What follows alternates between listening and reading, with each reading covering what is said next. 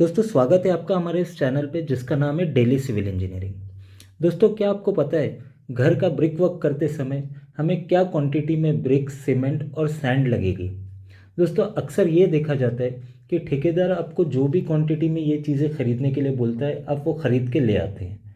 But अगर वो quantity ज़्यादा हो जाए तो आपके पैसों की बर्बादी होती है, और अगर मान लीजिए कम क्वांटिटी में आ जाए तो आप लोगों को फिर से वो चीज़ें खरीदने जाना पड़ता है, जिसकी वजह से आप लोगों का ट्रांसपोर्टेशन कॉस्ट बढ़ जाता है और फिर से आपके पैसों की बर्बादी होती है।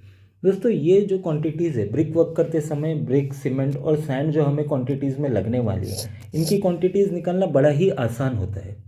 और इसके लिए आपका सिविल इंजीनियर होना कोई ज़रूरी नहीं है।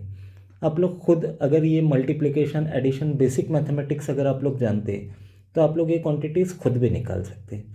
दोस्तों आज का हमारा टॉपिक यही है, how to calculate the quantity of brick, cement and sand. तो दोस्तों चलिए वीडियो की शुरुआत करते हैं और समझते हैं। दोस्तों किसी भी घर को बनाने से पहले प्लानिंग की जाती है, उसकी ड्राइंग्स बनाई जाती है, एंड आर्किटेक्ट जिनसे आपने अपने घर की प्लानिंग करवाई है वो आपको ड्राइंग्स प्रोवाइड करते हैं जिन्हें हम प्लान कहते हैं। इन प्लान्स में हमें रूम के साइजेस, कौन सा रूम कितना बड़ा है, उसकी लंबाई चौड़ाई, आपकी जो ब्रिक वर्क की थिकनेस है, कहाँ पे आपकी विंडोज़ है, कहाँ पे डोर्स है, ये सारी पोजीशंस मेंशन्ड होती है। दोस्तों इन्हीं प्लान्स के थ्रू हम ये क्वांटिटीज़ मेजर कर सकते हैं। आप लोगों को कोई ज़रूरत नहीं है कि आपको साइट पे टेप से हर एक चीज़ मेजर करने की ज़रूरत पड़ेगी। आप लोगों को ज़रूरत है उस प्लान की जो आपको आर्किटेक्ट ने प्रोवाइड की है। दोस्तों आप लोग आपकी स्क्रीन पे देख सकते हो, मैंने आप लोगों को एक प्लान बताया है। यहाँ पे एक हम प्लान का यूज़ करेंगे और इसकी हम क्वांटिटीज़ निकालेंगे। तो दोस्तों आप लोग देख सकते हैं यहाँ पे आप लोगों की स्क्रीन पे जो आप लोगों को प्लान दिख रहा है। दोस्तों इसी तरीके से आर्किटेक्ट्स हमें प्लान प्रोवाइड करते हैं जिसमें कि सारी डिटेल्स मेंशन्ड होती हैं, हमारे रूम के साइजेस, उनके डायमेंशन, हर रूम का डायमेंशन मेंशन्ड होता है, कहाँ कहाँ पे हमारी ओपनिंग्स हैं, विंडोज़ कहाँ पे हैं, कहाँ पे डोर्स हैं, उनकी पोजीशंस यहाँ पे मेंशन्ड होती है। दोस्तों इन्हीं प्लान्स के सहारे हम लोग ये क्वांटिटीज़ मेजर कर सकते हैं। दोस्तों जैसे कि एग्जांपल के तौर पे मैं आप लोगों को ये किचन देख लीजिए। दोस्तों ये किचन की जो हमारी वॉल है, हमें इसकी वॉल्यूम निकालना है। दोस्तों ये जो हमारे डायमेंशंस मेंशन्ड होते हैं ये हमारे इंटरनल डायमेंशन होते हैं। जैसे कि यहाँ पे लिखा है 3x3, तो दोस्तों इंटरनल डायमेंशन है ये, इनर टू इनर, इसमें वॉल थिकनेस इंक्लूडेड नहीं होती है। यानी कि 3 मीटर ये हमारा इनर टू इनर डिस्टेंस है, इसमें वॉल थिकनेस इंक्लूडेड नहीं है। तो दोस्तों जब हमें इसका वॉल्यूम कैलकुलेट करना है, मान लीजिए अगर ये वाली जो हमारी वॉल है, ये वाली जो आप लोग वॉल देख सकते हैं, हमें इसका वॉल्यूम कैलकुलेट करना है। तो दोस्तों इसके लिए हम क्या करेंगे, हमें इंटरनल डिस्टेंस जो इसका इंटरनल डायमेंशन है वो यहाँ पे मेंशन्ड है 3 मीटर्स।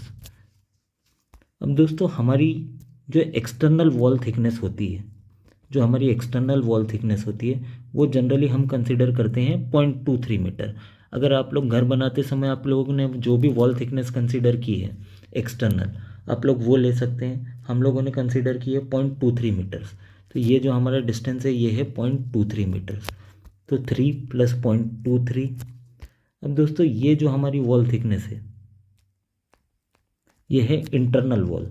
आप लोग देख सकते हो किचन और लिविंग रूम के बीच में ये वॉल है हमारी, इसलिए ये हमारी इंटरनल वॉल है।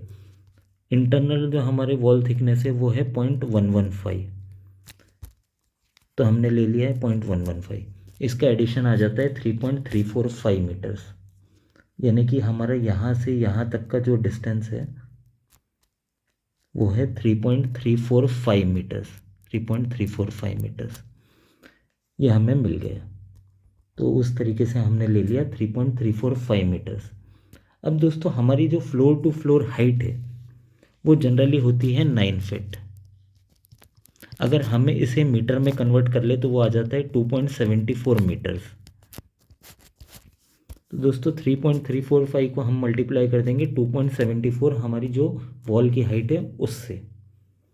अब दोस्तों वॉल थिकनेस जो है, हम वॉल्यूम निकाल रहे हैं, वॉल्यूम का हमारा फॉर्मूला क्या है, length into height into thickness. तो दोस्तों ये एक्सटर्नल वॉल है, आप लोग देख सकते हो ये हमारी बाहरी दीवार है। जैसे कि मैंने आप लोगों को बताया ये वाली वॉल का हम लोग वॉल्यूम निकाल रहे हैं ओवरऑल। दोस्तों जैसे कि मैंने आपको बताया एक्सटर्नल वॉल थिकनेस हमने कंसिडर की है 0.23, लेंथ 3.345 मीटर, हाइट 2.74 और वॉल थिकनेस 0.23। इन तीनों का अगर हम मल्टीप्लाई कर दें तो आ जाता है, हमें मिल जाता है वॉल्यूम, जो कि आता है 2.10 मीटर क्यूब। ये हमें मिल गया इस वॉल का वॉल्यूम। ये जो हमारी किचन की ये वाली जो हमारी वॉल है, इसका हमने ओवरऑल वॉल्यूम निकाल लिया। बड़ा ही सिंपल मैथमेटिक्स है दोस्तों, length into height into thickness, ये करके हमें जो वॉल्यूम मिला है वो है 2.10 मीटर क्यूब। ये हमें ओवरऑल इस दीवार का वॉल्यूम मिल गया। बट दोस्तों आप लोग देख सकते हो, क्या ये हमारी जो वॉल है इसमें हमें जो ब्रिक्स लगने वाली हैं 2.10 मीटर क्यूब के लिए, क्या हमें ओवरऑल इतनी ही ब्रिक्स लगेंगी? नहीं दोस्तों, यहाँ पे आप लोग जैसे कि प्लान में देख सकते हो, इस वॉल के बीच में यहाँ पे विंडो प्रोवाइड की गई है। दोस्तों विंडो तो हमारा एक हॉलो पोर्शन है जहाँ पे कि कोई ब्रिक्स नहीं आएंगे, वहाँ पे हमारा ग्लास का जो हमारा ग्लास आ जाएगा, विंडो का फ्रेम आ जाएगा। तो दोस्तों यहाँ पे तो ब्रिक्स का कोई यूटिलाइजेशन नहीं होगा। तो दोस्तों आप लोगों को क्या करना है, हमने जो वॉल्यूम निकाला है 2.10, इसमें से आप लोगों को इस विंडो का वॉल्यूम माइनस कर देना है। दोस्तों हर प्लान में आप लोगों को जो भी आर्किटेक्ट्स प्रोवाइड करते हैं उसमें आप लोगों को शेड्यूल ऑफ ओपनिंग्स दी हुई होती है। प्लान के नीचे आप लोगों को इस तरीके की शेड्यूल ऑफ ओपनिंग दी जाएगी। अब दोस्तों यहाँ पे आपने देखा, यहाँ पे आप लोगों को मेंशन्ड है W1, आप लोग देख सकते हैं W1, मतलब यहाँ पे जो हमारी विंडो है वो है W1। तो शेड्यूल ऑफ ओपनिंग में आपको मिल जाएगा W1 के डायमेंशंस। तो दोस्तों यहाँ पे आप लोग देख सकते हैं W1 के डायमेंशन मेंशन्ड है। इसकी जो चौड़ाई है वो है 1.5 मीटर और लंबाई है 1.2 मीटर्स। दोस्तों आप लोगों को जो हमारी विंडो है, विंडो का वॉल्यूम कैलकुलेट कर लेना है। हमारे इस रूम, हमारा जो किचन है उसमें W1 प्रोवाइडेड है, विंडो वन का जो हमारा चौड़ाई है वो है 1.5 मीटर, हाइट है 1.2 और जैसे कि ये एक एक्सटर्नल वॉल है तो उसकी जो हम थिकनेस कंसिडर कर लेंगे वो है 0.23। तो उसका हमें विंडो वन का वॉल्यूम मिल गया 0.414 मीटर क्यूब वॉल्यूम है। तो दोस्तों ये जो हमारी वॉल थी, इसमें जो हमारे ब्रिक्स जो वॉल्यूम ऑक्यूपाई करेंगी उसे कैलकुलेट करने के लिए हमने जो ये 2.10 ओवरऑल वॉल्यूम कैलकुलेट किया था उसमें से हमें इस विंडो का वॉल्यूम माइनस कर देना है, जो कि आ जाएगा 1.686 मीटर क्यूब। दोस्तों इसी तरीके से ये जो हमारा डोर है यहाँ पे भी कोई ब्रिक्स नहीं आएंगी। तो दोस्तों इस डोर का भी हमें शेड्यूल ऑफ ओपनिंग में डायमेंशन मिल जाएगा D2, देख सकते हैं आप 0.75 बाई 2.10 मीटर का हमारा D2 है।